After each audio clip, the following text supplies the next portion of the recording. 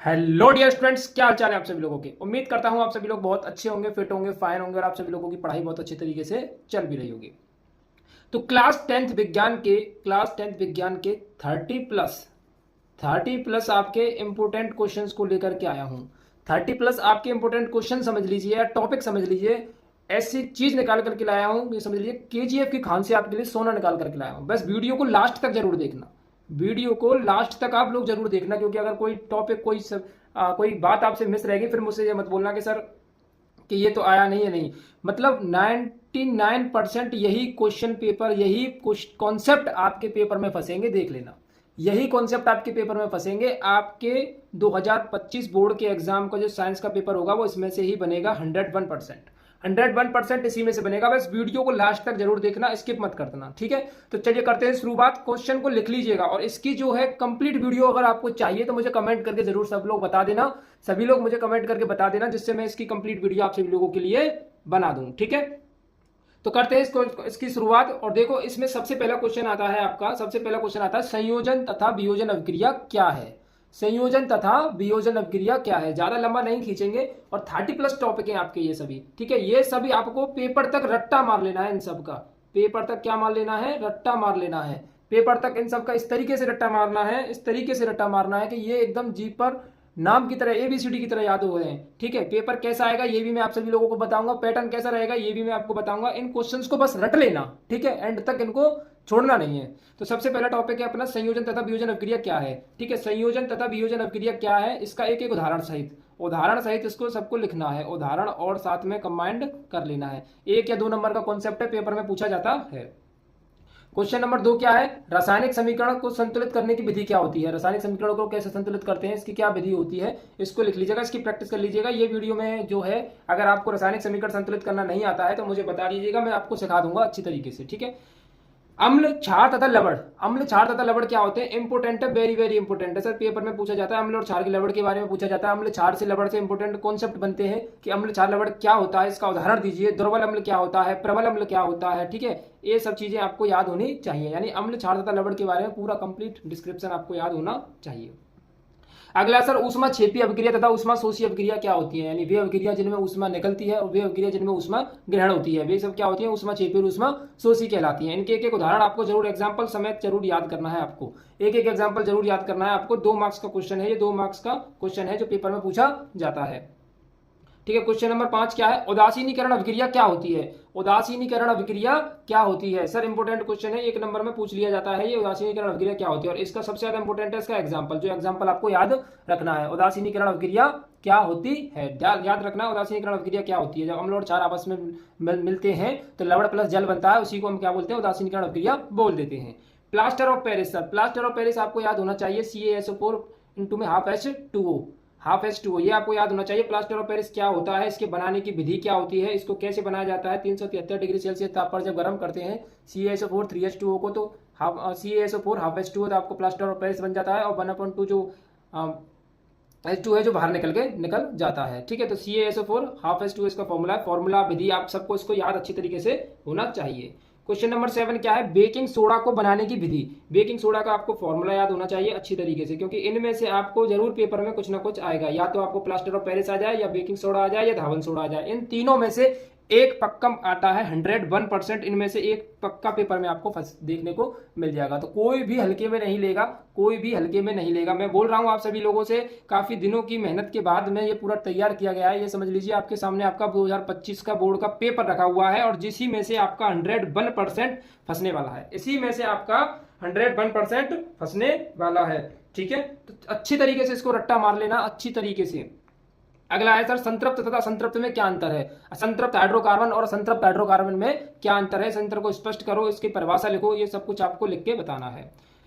11वां question क्या है, 11वां question क्या है आपका, चलिए 11वां क्वेश्चन क्या है, विद्युत रासायनिक श्रेणी क्या होती है। उदाहरण सहित बताना है आपको इसको, विद्युत रासायनिक श्रेणी के बारे में, ठीक है। इंपोर्टेंट क्वेश्चन है, प्रीवियस ईयर पेपर उठा के देख लीजिएगा, ये आता है 2 मार्क्स का क्वेश्चन है, ये 2 मार्क्स का आपका क्वेश्चन है। इसको अच्छे से रट्टा मारना सभी को, ठीक है, अच्छे से रट्टा मार देना है। 12वां क्वेश्चन क्या है, धातु तथा अधातु क्या है, उदाहरण सहित स्पष्ट करो। धातु और अधातु क्या होते हैं, मेटल और नॉन मेटल्स प्रोडक्ट्स क्या होते हैं, इनको उदाहरण सहित स्पष्ट करना, उदाहरण बताना है। इनका उदाहरण आपको 101% याद ही होना चाहिए, ठीक है। चलिए अगला क्वेश्चन है आपका, अगला क्वेश्चन क्या है आपका,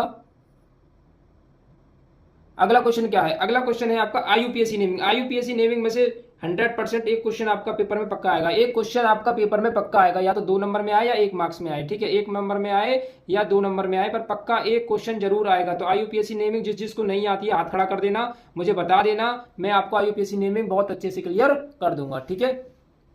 अगला देखो, अगला क्या है, अगला है सर एस्टिलीकरण क्या होता है, एस्टिलीकरण क्या होता है, एस्टिलीकरण अभिक्रिया क्या होती है, इसको पूरा कंप्लीट आपको पढ़ना है।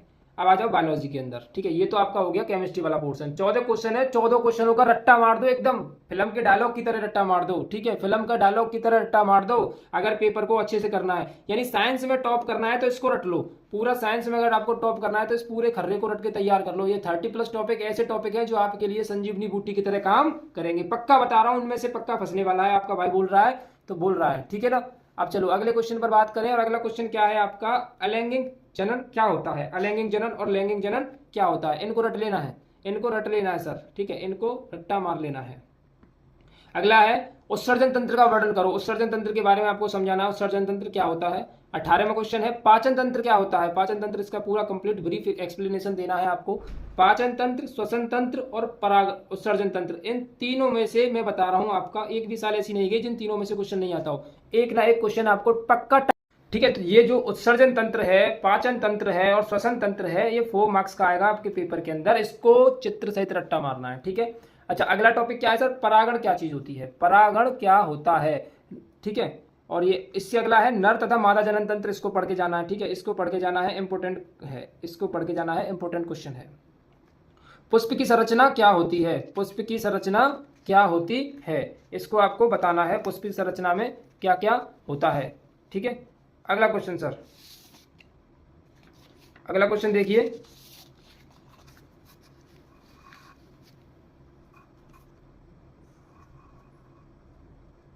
अगला क्वेश्चन है एक संकर तथा द्विसंकरण क्या होता है, एक संकरण तथा द्विसंकर संकरण क्या होता है, इंपोर्टेंट क्वेश्चन है, प्रीवियस ईयर पेपर देख लेना, एक संकर और द्विसंकर के बारे में पेपर में पूछा जाता है, 2 मार्क्स का क्वेश्चन है, 2 मार्क्स का आपका ये क्वेश्चन है और पेपर में आता ही आता है, पेपर में आता ही आता है, तो इसको आपको अच्छी से रट्टा मारना है, ठीक है। देखो बायोलॉजी के अंदर मैं कई बार बोल चुका हूं सभी स्टूडेंट्स को, बायोलॉजी के अंदर आपको रट्टा ही मारना है और कुछ करना ही नहीं है, बायोलॉजी के अंदर तो आपको रट्टा ही मारना है, क्योंकि बायोलॉजी के अंदर क्या समझोगे, और ठीक है, और समझ भी लेते हो तो फिर उसमें रटना ही रटना है, आपको रटना और चित्र याद करना है, रटना है और चित्र को याद करना है, ठीक है। अब क्या है लिंग निर्धारण प्रक्रिया क्या होती है, इसको पढ़ के जाना है। डीएनए और आरएनए सर इंपोर्टेंट क्वेश्चन है, डीएनए और आरएनए, डीएनए और आरएनए के बारे में इंपोर्टेंट क्वेश्चन है, 2 मार्क्स का क्वेश्चन है, पढ़ के जाना अच्छे से, ठीक है। मेंडल के जो अनुवांशिक सिद्धांत हैं उनको पढ़ के जाना है, पक्का इसमें से पेपर में फंसता है। मेंडल के जो फॉर्मूले हैं, मेंडल के जो कॉन्सेप्ट हैं, मेंडल के जो सिद्धांत हैं, उनको आपको पढ़ के जाना है।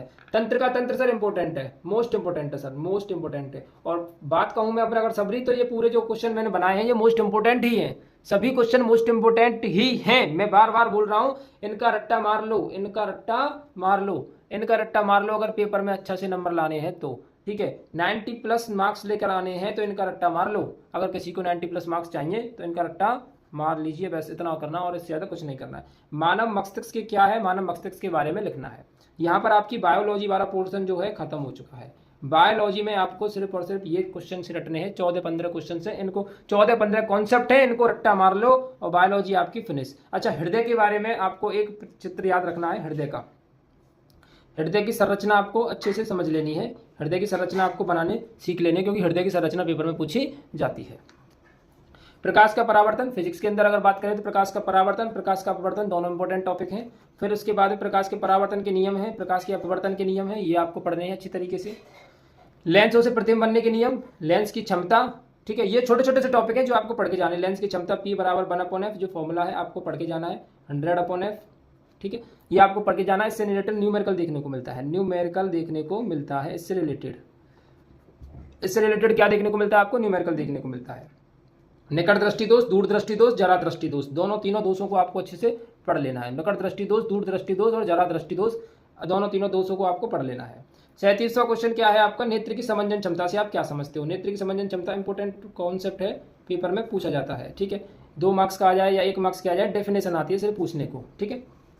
एफ बी तथा यू के मध्य में संबंध बताना है कि एफ बी और यू के मध्य में क्या संबंध है, ठीक है, क्या संबंध है, 1/f = 1/b + 1/u, ये तो होता है आपके दर्पण के लिए, किसके लिए होता है, दर्पण के लिए होता है। और इसमें अगर माइनस लगा दें तो ये किसके लिए हो जाएगा, लेंस के लिए हो जाएगा, किसके लिए हो जाएगा, लेंस के लिए हो जाएगा। ओम का नियम सर, बी बार B proportional to I, B proportional to I, इसको अच्छे से पढ़ के जाना है। ओम के नियम के अनुसार किसी भौतिक अवस्था में परिवर्तन ना किया जाए। पूरी फिजिक्स को मैंने 1 शॉट क्लासेस में कंप्लीट करा चुका हूँ, आप जाकर के देख लीजिए, पूरी फिजिक्स आपकी कंप्लीट हो चुकी है।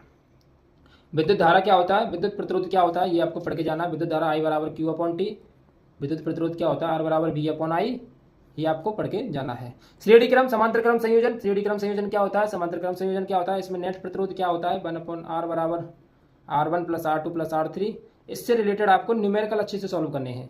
न्यूमेरिकल सॉल्व करना नहीं आता है तो मुझे बस वो कर देना कमेंट, मुझे बस कमेंट कर देना, मैं आपकी समस्या को समाधान कर दूंगा कि सर आपको मुझे सर न्यूमेरिकल सॉल्व नहीं होते हैं, न्यूमेरिकल के लिए कोई सीरीज लाओ, तो मैं न्यूमेरिकल के लिए कोई ना कोई सीरीज आपके लिए लॉन्च करूंगा जिससे कि आपका कोई समस्या का समाधान हो सके। क्योंकि अब की बार हमारा टारगेट है 90+ मार्क्स का स्कोर करने का, तो वो हमारा होना ही चाहिए किसी भी तरीके से। बायोसेवर्ट का नियम पढ़ना है, मैक्सवेल के पेज का नियम पढ़ के जाना है, फ्लेमिंग के दाएं हाथ और बाएं हाथ के नियम पढ़ के जाने हैं, और कोशिश करना कि चित्र सहित आप अच्छी तरीके से पढ़ सको, कोशिश करना चित्र सहित आप अच्छी तरीके से बना सको उनको।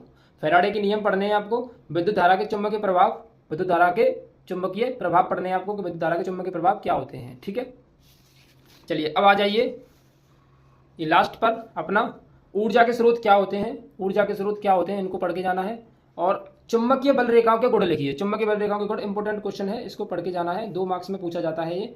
ठीक है, ठीक है, इसको पढ़ के आपको जाना है। लघुपतन, यानी कि लघुपतन क्या होता है आपका, जिसको वो बोलते हैं शॉर्ट सर्किट, शॉर्ट सर्किट बोलते हैं। लघुपतन क्यों जरूरी है, लघुपतन से आप क्या समझते हो इसके बारे में। और विद्युत फ्यूज, फ्यूज क्या होता है, फ्यूज को हम सर्किट में क्यों इस्तेमाल करते हैं, ये भी आपको क्वेश्चन अच्छे से पढ़ के जाना है। इन क्वेश्चन ही कॉन्सेप्ट को अच्छे से पढ़ के जाना है। ये आपका क्या है, कॉन्सेप्ट है जिसके बारे में पूछा जाए तो आप अच्छे से लिख दो। ये क्वेश्चन अगर आपने अच्छे से रट लिए, ये क्वेश्चन अगर आपने अच्छे से रट लिए तो आपका ये समझ लीजिए 90+ पक्का हो जाएगा, 90+ आपका पक्का है अगर आप इन क्वेश्चंस को रट लेते हो तो। ठीक है, अगर इनके सॉल्यूशंस आपको चाहिए तो मुझे कमेंट कर देना, सभी लोग मुझे कमेंट कर देना। और जहां तक जो बंदा बना हुआ है जिसने सभी क्वेश्चंस को अच्छे से पढ़ा है, वो बंदा ये समझ लो अच्छे तरीके से वो 90+ का हकदार है भाई।